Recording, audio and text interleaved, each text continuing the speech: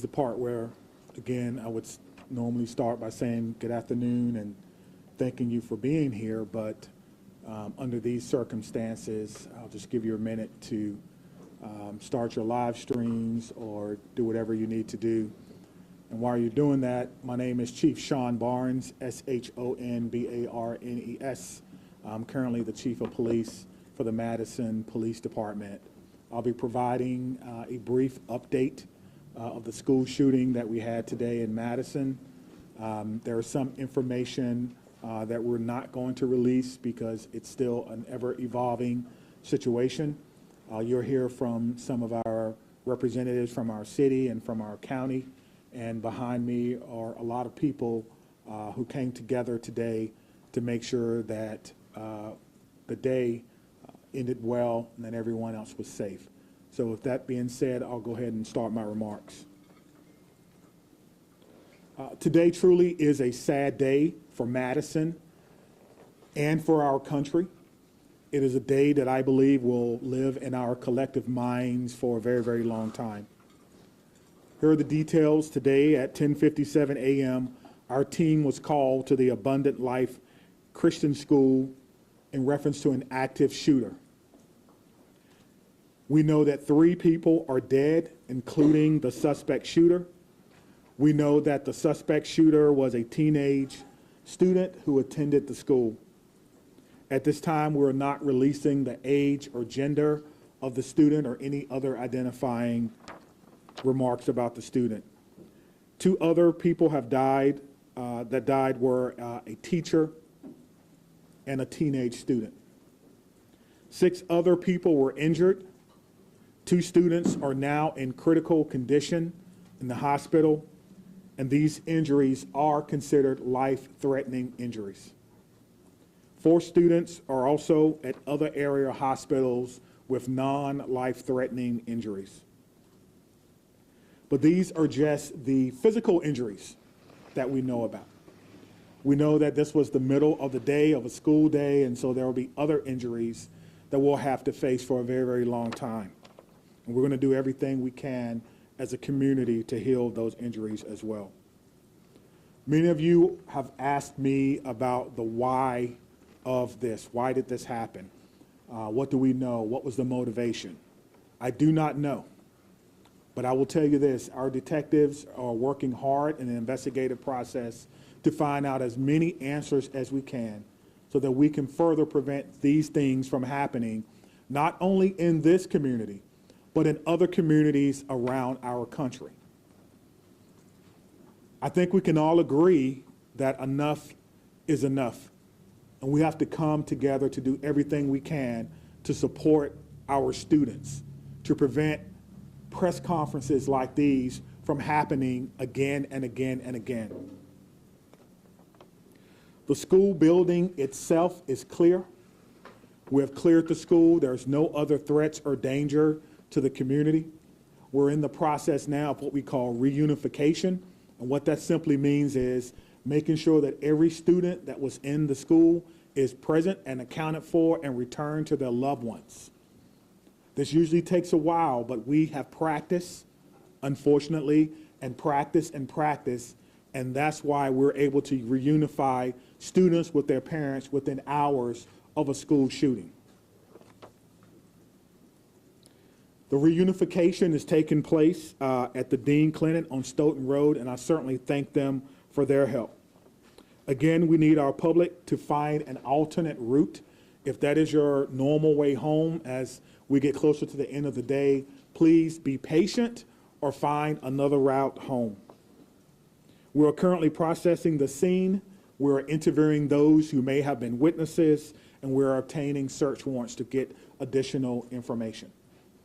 And lastly, I want to just say thank you to everyone who's standing behind me, the organizations and agencies that they represent, the men and women of the Madison Police Department and Dane County Sheriff's Office who selflessly ran into a building not knowing what they were going to encounter.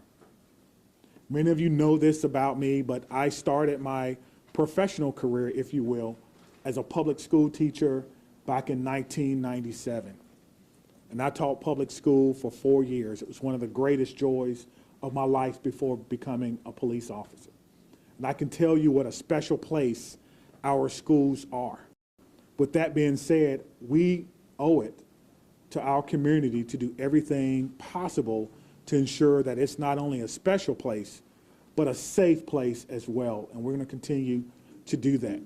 So we ask for your patience as information is coming in.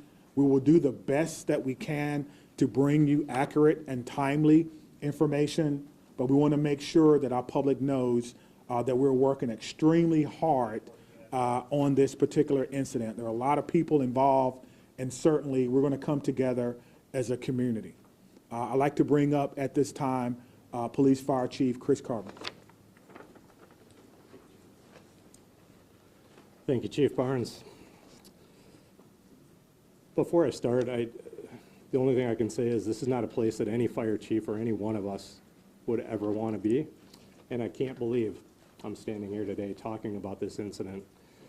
The fire department is a part of this community, much like all of the folks standing up here with me today. Our hearts are with and our arms are around everybody impacted today and everybody within our community. With that, I won't repeat the details shared by Chief Barnes, but I will share with you the fire department activity for today. Much like Chief Barnes mentioned, at 10:57, we were also dispatched with Engine 5 and Medic 5 to the same location.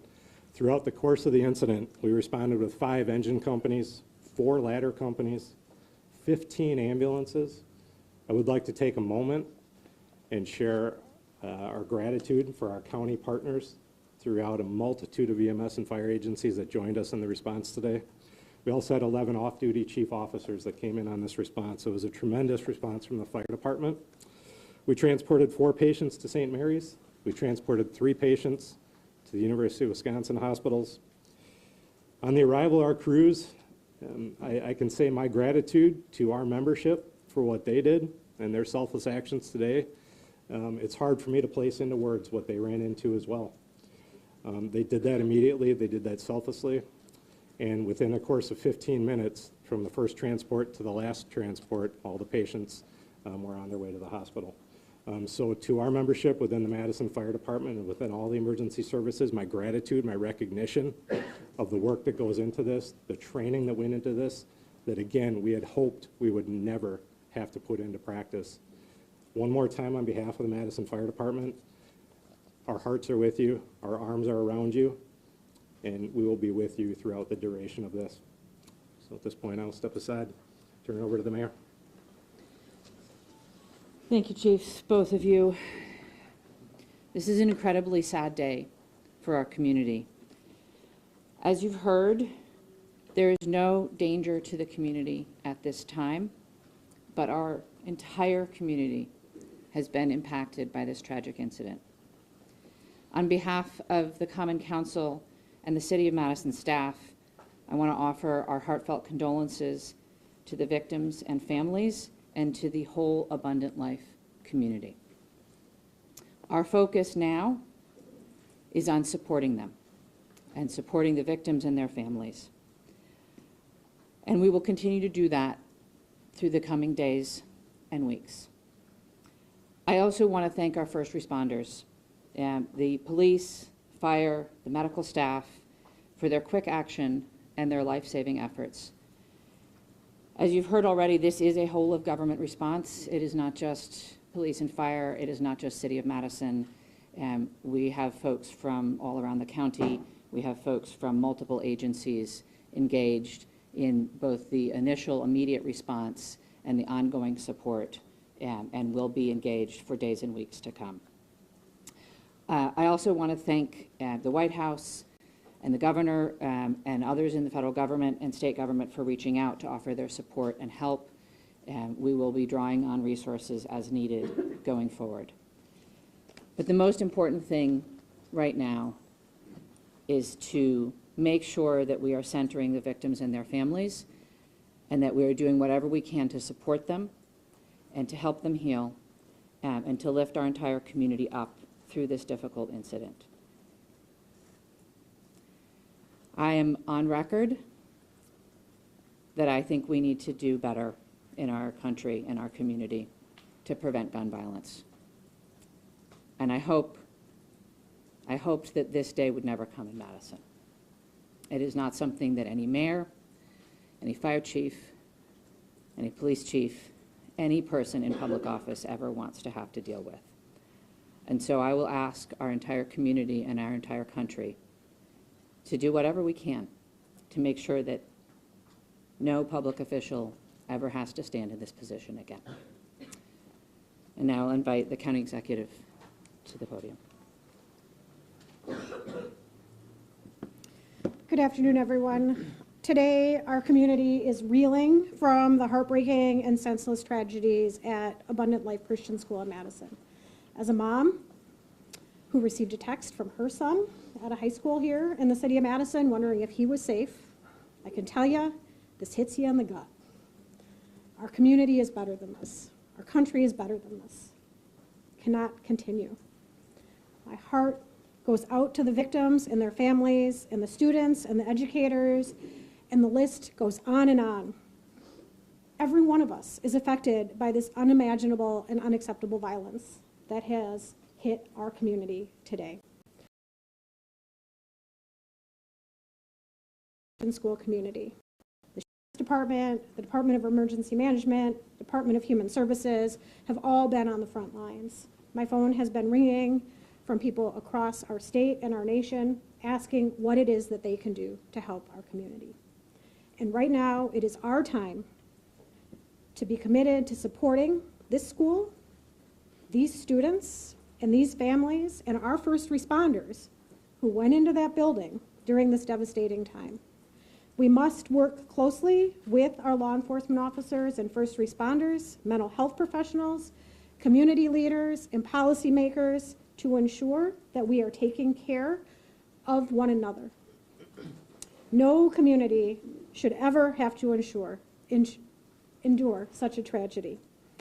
And my administration is going to do everything that it can to provide assistance to those who have experienced this devastating loss, and also do everything that we can to prevent such tragedy from occurring. To all of those who are grieving in our community, please know that you're not alone. Dane County stands with you. We're here to support you in any way possible. Please reach out and ask for help. The governor's office, as well as the mayor's office, and I will continue to update the public as we learn more. But please understand, there are many things that we cannot share with you right now. This is an active investigation. This is an active case. The SSM Health Clinic near the intersection of Buckeye Road and Stoughton Road is the Reunification Center. I know that that has been out, but we need to make sure that folks know where it is that they can go to be reunited with their children. Again, in the coming days, we are going to make sure that we are supporting those that have been most impacted by this. But folks, reach out, ask for help. This does not need to be the reality of our community. Thank you. All right, we'll start over here with questions. Just raise your hands. Tell us, how did this unfold? Can you give us a bit of a timeline, how your officers got into the building? Sure. We received the call at approximately 10:57 a.m. Someone from the school called 911 to report that there was an active shooter. That means something different to us, obviously. There's different protocols that go out, tone alerts even, so that even if officers are busy doing other things, they respond. One of the things that I do want to note is that our training center is about 3 miles from there. We have special event team medics, those that work with the fire department, responded to this particular scene from their training day. So what began as a training day became an actual day. And so that's how this call originally came in. Nicholas, did you have a question? What can you tell us, if anything, more about this shooter and what their motivations were, or have you made contact with their family members? Anything updated on that? Sure. There's nothing new that I can tell you about the shooter at this time. Again, as difficult as today is, that's still someone's child that's gone. That's still someone that has to deal with what happened today. And so we want to make sure that we can ensure as much cooperation as we can. You asked me about why, as I stated before, I don't know why. And I felt like if we did know why, we could stop these things from happening. But what I will tell you is, as soon as we are done with the investigation, any information that we uncover that will not compromise the safety of anyone involved or compromise the confidentiality of any of these children that are involved, we'll tell you. I just ask for your patience. All right, over there, sorry, go right ahead. Chief, what kind of gun was used today? We know it was a handgun. We know a handgun was recovered. All right, sit down right there. Was the shooting confined to one classroom, or did it spread out throughout multiple? We know it was confined to one space. I do not know if it was a classroom or a hallway. One of the things that we've gotten very good at, certainly different from in my day, is that if you do not need to be in a crime scene, you do not need to go to a crime scene. And so the crime scene and those persons who were involved, they have that crime scene locked down. I did not go or enter into that crime scene. But if you can imagine, most schools, the students go together, but they are segregated. So on each different floor, on each different group. And so there's no evidence that anyone else was injured that was not in the age group. Danielle? What can you say at this time about how school staff responded when the shooting started? I cannot speak to how the school staff responded. You know, we did have injuries, but it could have always, of course, had additional injuries. I do not know what the school's protocols are. Again, this is a private Christian school. I know that we have a very good rapport with MMSD, Madison Metropolitan Schools, public schools. So we have done trainings for them before, but I would assume that most of the teachers have the same or some similar type of training as a part of their certification. There's conflicting reports online about how many students are enrolled at the school. Can you confirm approximately how many students attend the school? I do not know how many students attend the school, but their website says that they serve about 200 families. Right in the back, white. What kind of support systems are going to be made available to people who are affected by the attack? That's a good question. As you heard from our mayor and our county exec, we have services within our government that will be made available to them. I have a lot of confidence that they're going to follow through on that, and we'll make sure that that persons who need to. Do you guys want to speak to that? So, Dane County Human Services, as well as the Red Cross and other consolidated agencies, are already on scene. And we will continue to be on scene, and those resources will be bolstered. Again, please reach out. You are not alone. We are going to navigate this together, and there are people who are affected by this trauma who are not in the Reunification Center or at the school. We need folks to be reaching out because we do have resources available. Did you know if Abundant Christian Life School, did they have a school resource officer employed? It's not my knowledge that they had a school resource officer, that if they did, it would be a police officer, and I know where they all are, and they're not in the schools right now. Dixie in the back there.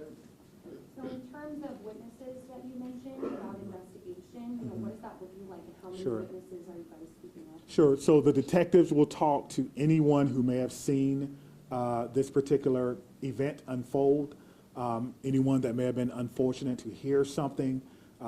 They will be talking to them. It's my understanding that that's in process now, and everyone is cooperating fully. That will give us an idea of not only what unfolded, but it could answer the question to motivation, because again, the students who unfortunately had to witness this. But that's not something that we want to rush. We're not going to interrogate students. We're going to give them an opportunity to come in and speak to what they may have saw when they feel ready, which is why some of these questions can't be answered right now. All right, Spectrum Road. How do you reassure the community that it's still okay to go back to school? I mean, everybody's got kids, and I think, maybe it happened at this school, but there's everybody that's got a kid anywhere, right? This in Dane County, it's gonna be hard. Yeah, I think you're asking me, how can I say 100% that no child will ever be harmed in school? I can't. No police chief can. But all I can tell you is that we have systems in place so that if something happens, we can respond like we did today. I can tell you that our mayor and our county exec has committed resources to not only public health, but also mental health. I can tell you that every teacher that I've ever had contact with at MMSD cares deeply about their students. Every staff member, I talk to staff members all the time who tell me things that are going on in the schools, and want to do whatever they can, even if it's under anonymity, to let me know that they want to have a safe school. So my reassurance to the public is that if you see something, say something. If you know someone who may be going through a difficult time, please reach out to someone. And I think what I can do is make sure that our police department is transparent and open and honest and inviting for people to call and give information. I think MMSD does an excellent job of that, and the same thing can be said for any other private school. If you want to give information or you need someone to talk to, I can promise you we'll have someone there to get that information. All right, then? Understanding that this is a private school you may not be as familiar with, what can you tell us about some of the physical measures that are in place at this school, whether it's metal detectors, secure entryway, cameras, et cetera? Yeah, that's a good question. I've never been in this school, unfortunately. I'm not aware that there were metal detectors in the school. That's something that we can certainly look at. Most schools have some form of surveillance or public space cameras, but that will be, of course, part of the investigation process. Scott? Chief, can you clarify, you said 7 were injured, but 6 were hospitalized. Does that mean one's been treated at least? And secondly, is the shooter's family cooperating with the investigation? Yeah, so that's 2 questions, but let me try to handle the first one. So I'm trying to go back to my notes.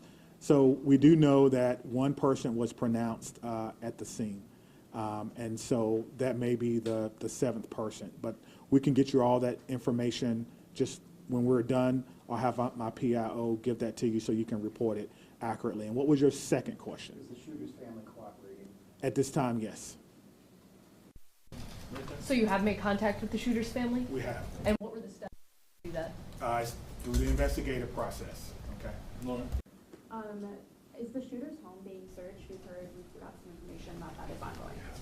Yes, obviously, once we have identified, we have initiated a search, but we think that search is either ongoing now or that search may be concluded. Of course, it's about safety. That's the first thing, making sure that people are safe, and then we'll go from there. This has been, this has been an amazing day for everyone. And so if you have someone who is deceased, who may have been a shooter, you want to make sure that their family is okay. You don't know. And so that is what we're doing right now. It is about the safety of everyone. This is going to be a long day for the Madison Police Department. We just want some of your patience. Are you aware, had the school had any prior threats? And then just, jumping off of that, do you know if the shooter had any prior contact with law enforcement? We do not know that the shooter had any prior contact with law enforcement, but I did do a check of the school. There were some calls, but they were like 911 hang-ups, things of that nature. There was nothing that suggested that the school was a place that violence would occur. Chief, I know that you mentioned that the shooter died of a self-inflicted gun wound. Did that happen before officers arrived at the school or when the shooter saw officers coming into the school? Yeah, so let me say that the cause and manner in which the shooter died will be determined by the inmate. But what I can tell you is the shooter was dead upon our arrival, police department arrival, and no officers fired their weapons. Okay? Lucas? What are these search warrants you're executing? Are they at the residence on like a device the shooter had? What do you, I'm sorry. The extent of the search warrants. Yeah, so the extent of the search warrant is to be able to go in a place that we don't have permission to be in and make sure that everyone is okay. And then if there's any evidence that we think we need to collect, we could only do that with the use of a search warrant. And so, again, we have to determine if there is evidence that we will need. Everyone wants to know what led up to this. Are there any additional threats to public safety? Is this person or was this person by themselves? There are a lot of questions that we want to answer, but we have to answer the safety questions first, and then we'll move on to some of the more investigatory questions. Are you in possession of any of the shooter's devices? I am not, no. Catherine? I'm wondering about metal detectors. You mentioned in the first meeting that you were not a fan, and that this school probably doesn't have them. And do you know other schools that do? Do you think that that's something we should start talking about, metal detectors in schools? I guess the question is, would you want your child to go to a school with or without metal detectors? I can't answer that. I can't. Right now, in a school without them. Yeah, absolutely. So the idea is to create the safest environment that we can. without metal detectors. That is my answer.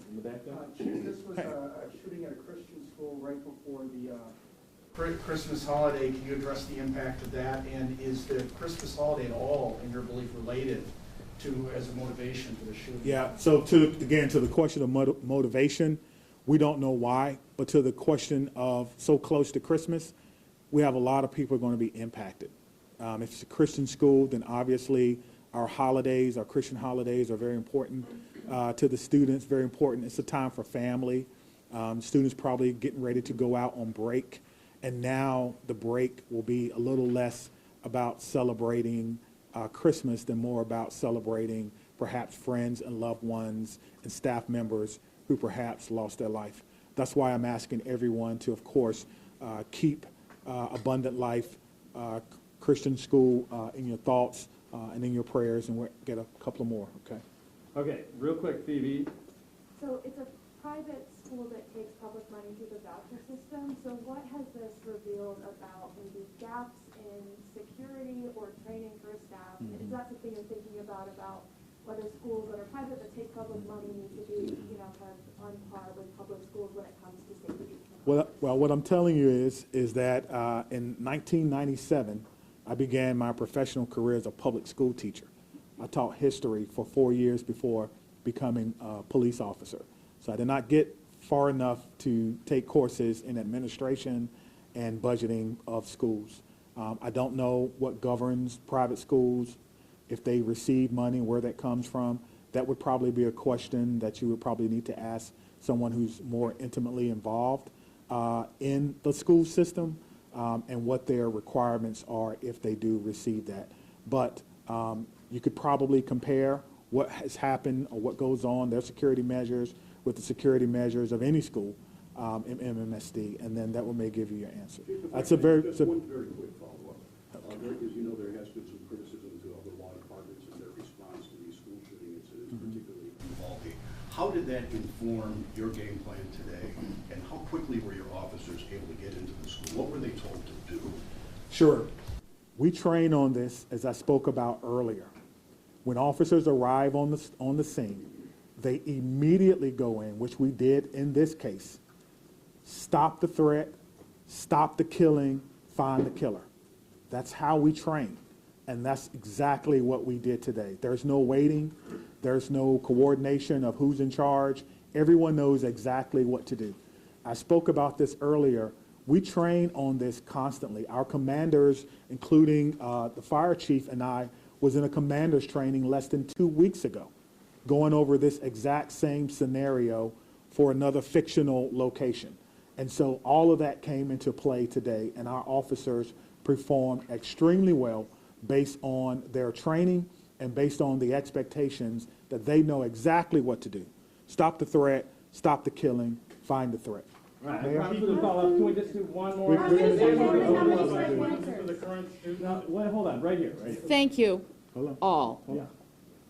I think the questions have been asked, and we're straying a little far from what's most important at this point in time, and that is the victims and their families.